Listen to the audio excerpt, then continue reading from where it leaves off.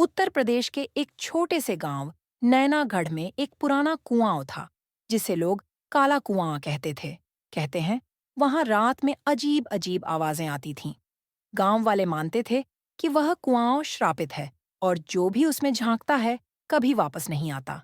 सालों से सब उस कुएं से दूर रहते थे, लेकिन गांव के बाहर से आया एक लड़का, अर्जुन, इन बातों को अंधविश्वास मानता था।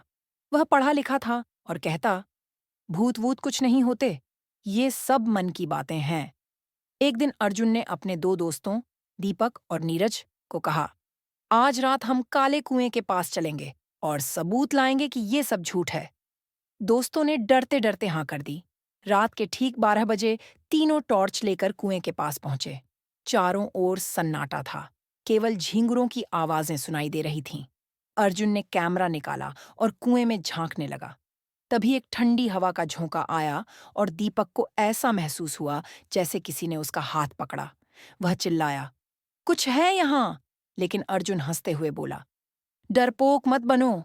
नीरज ने अर्जुन को टोका, कुएं में मत झांको, ये जगह सच में ठीक नहीं लगती। लेकिन अर्जुन ने बात नहीं मानी। जैसे ही उसने कुएं में टॉर्च डाली, उसे एक चेहरा दिखा। एक औरत जिसके लंबे बाल थे, आंखें लाल और चेहरा झुलसा हुआ। अर्जुन की चीख निकल गई और वह पीछे गिर पड़ा। तीनों दोस्त दौड़कर गांव लौटे। अर्जुन बुखार में तपने लगा और बड़बड़ाने लगा।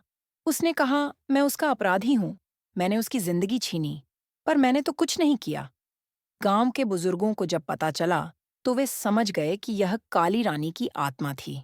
वर्षों पहले एक औरत को इसी कुएं में जिंदा दफनाया गया था, क्योंकि वह गांव के जमींदार की जमीन पर काम करती थी और अपने अधिकार मांगने की हिम्मत की थी। जमींदार ने उसे पिशाचनी कहकर कुएं में फेंकवा दिया। कहते हैं उसकी आत्मा आज भी न्याय की मांग करती है। अर्जुन, जिसने जमींदार के वंशजों में से एक के रूप में गांव में जमीन खरीद रखी थी, उसका वारिस था। बुजुर्गों ने अर्जुन से कहा, अगर तुम्हें मुक्ति चाहिए तो उस आत्मा से माफी मांगो और उसके नाम पर कुएं को बंद करवा दो। अर्जुन ने वैसा ही किया। एक मंदिर बनवाया और औरत की आत्मा की शांति के लिए प्रार्थना की। धीरे धीरे अर्जुन ठीक हो गया। सीख, मोरल, अन्याय कभी नहीं छुपता, भले ही समय बीत जाए। सच्चाई और इंसाफ की पुकार आत्मा तक को बेचैन कर देती है। हमें अपने पूर्वजों के पापों से सीख लेकर इंसानियत और न्याय की राह पर चलना चाहिए।